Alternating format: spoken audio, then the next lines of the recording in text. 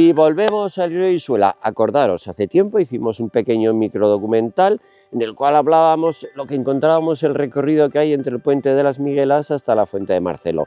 Hoy empezamos de nuevo en la fuente de Marcelo y veremos a ver lo que tenemos río arriba. Para los que no vierais el primero, tranquilos, no hay problema. Iremos repitiendo las cosas más importantes que vamos a ir viendo para que podáis comprender este soto de este pequeño río, qué interesante puede ser. Así que acompañarme. Pero venir.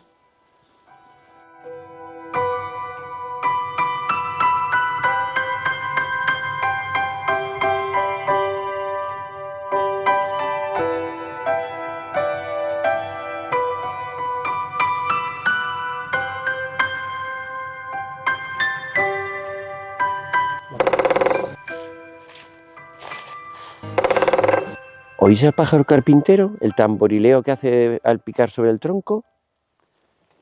Y aparte, fijaros, estamos en invierno, se ha caído la hoja de los árboles y hay mucha luz, pero en verano, sin embargo, hay bastante poca luz por la competencia entre los árboles. ¿Qué hacen algunas plantas? ¿Dónde está la luz? Arriba. Pues solo tengo que hacer es trepar. Y aquí tenemos varias trepadoras.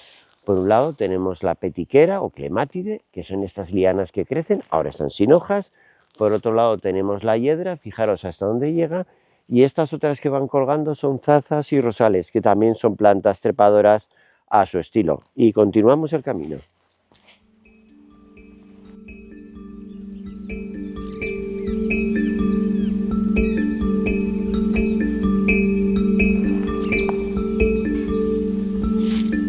Y aquí, ya que hemos hablado de la hiedra, tenemos este detalle que podemos ver su hoja.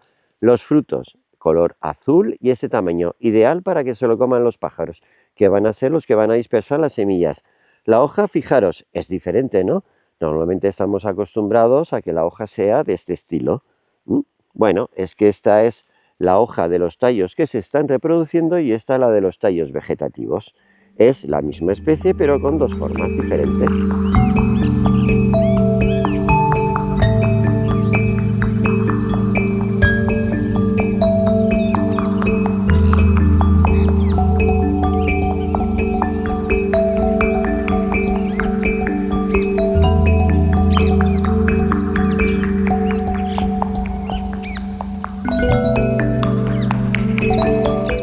Y aquí es donde el río Isuela corta la terraza fluvial. Fijaros en las piedras redondeadas que nos indican que han sido removidas y transportadas por el agua. ¿Que no sabéis lo que es una terraza fluvial? No os preocupéis, en la siguiente parada lo explicamos.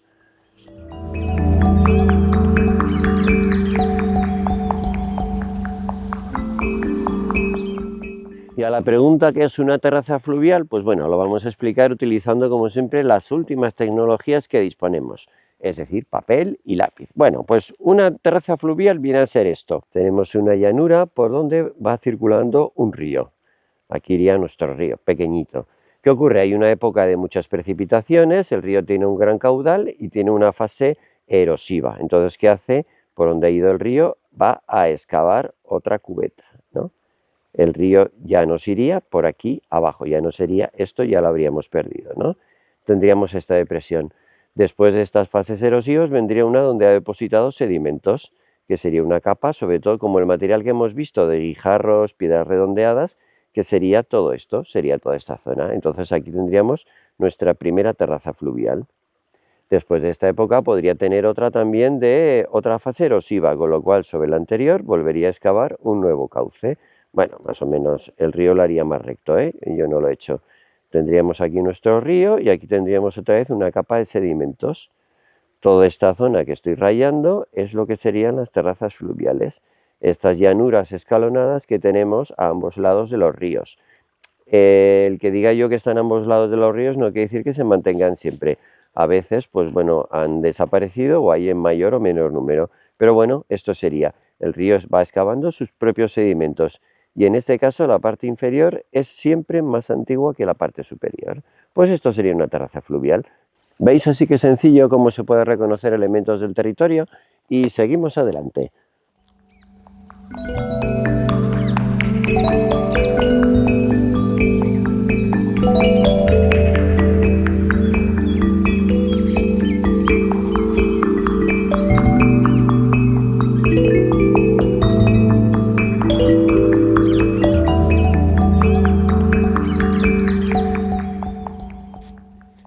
¿Veis esto de aquí? Estas bolitas redondas, bueno, pues estos son agallas. La agalla la produce un insecto específico sobre, en este caso, un roble quejigo. La planta, el árbol, en este caso, se intenta defender de ello aislándolo. ¿Y cómo lo hace? Crea un tejido que rodea completamente el huevo, donde además se desarrollará la larva y podrá salir el adulto. Ante esto los científicos no lo tienen claro si esto es bueno o malo para el árbol o es un mal que no tiene mucho problema. Lo más interesante es que cada especie de insecto va con una especie determinada de árbol y hace un tipo específico de agalla, cada una con su forma. Y en este caso estas tan redondas las utilizaban entre los niños como canicas para jugar.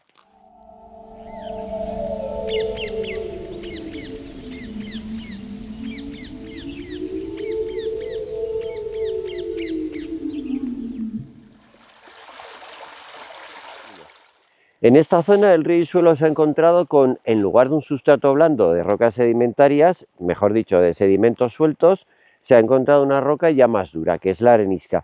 Por eso en esta parte el curso se estrecha bastante.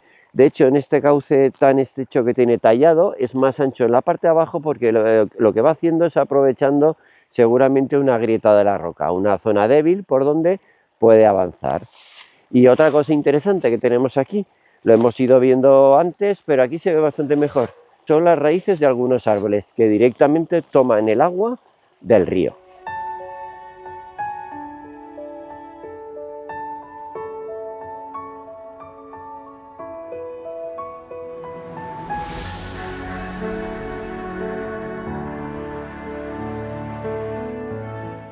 Y aquí encontramos una planta curiosa que además florece siempre en invierno. Estamos en el mes de enero y es esta. Si os fijáis, estos tallos verdes son las flores. ¿Y para qué quiere flores en invierno? Bueno, en invierno hay insectos adultos que pueden polinizar, que están aletargados. Los días cálidos o los momentos más cálidos de esos días pueden volar y polinizarlas, con la ventaja de que todos los polinizadores vendrán a estas flores. Si os fijáis, tiene unas hojas muy bonitas, partidas, curioso, pero tiene un problema. Es una planta bastante tóxica, con lo cual conviene no tocarla mucho.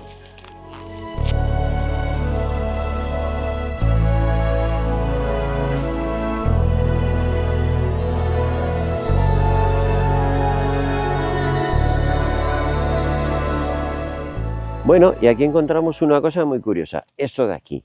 Esto es una herida. El árbol, como veis, esta parte ya estaría muerta, no se puede regenerar, entonces la intenta cerrar desde los lados. Y sí, otra característica, es una herida muy alargada. La pregunta, ¿cuál puede ser su origen? Porque además se repiten varios árboles siempre en el mismo lado. Bueno, pues una pista la tenemos precisamente en la forma. Heridas muy largas, de varios metros, llegan incluso hasta la base de las ramas. Y la segunda, que nos va a dar más la información, va a ser esta parte negra que encontramos en algunas, que son heridas por carbonización, por quemado. ¿Qué nos está contando? En tiempos estos árboles estaban junto a un campo de cultivo y los rastrojos y muchas veces la vegetación que había en las riberas pues se quemaba, se eliminaba con el fuego. Y ese fuego afectaba a los árboles no llegaban a morir, pero sí una parte del tronco era dañada, y es lo que tenemos aquí. El árbol poco a poco va cerrando, y estas heridas son testimonio de una práctica agrícola que hoy por hoy está prácticamente desaparecida.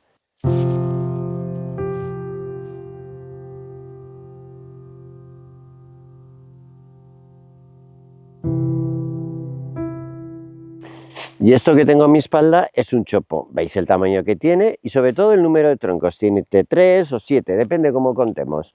Bueno, pues este número de troncos nos está indicando que no son los troncos originales.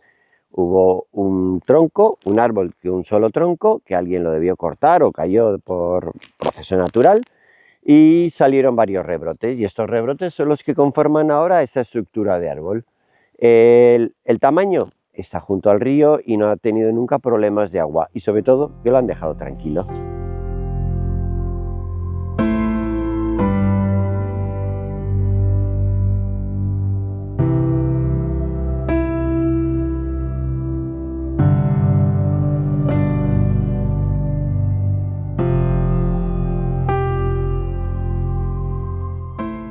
Solemos creer que todos los sitios interesantes, bellos y paraísos deseados son lugares lejanos y exóticos, cuando a veces los tenemos en la puerta de casa.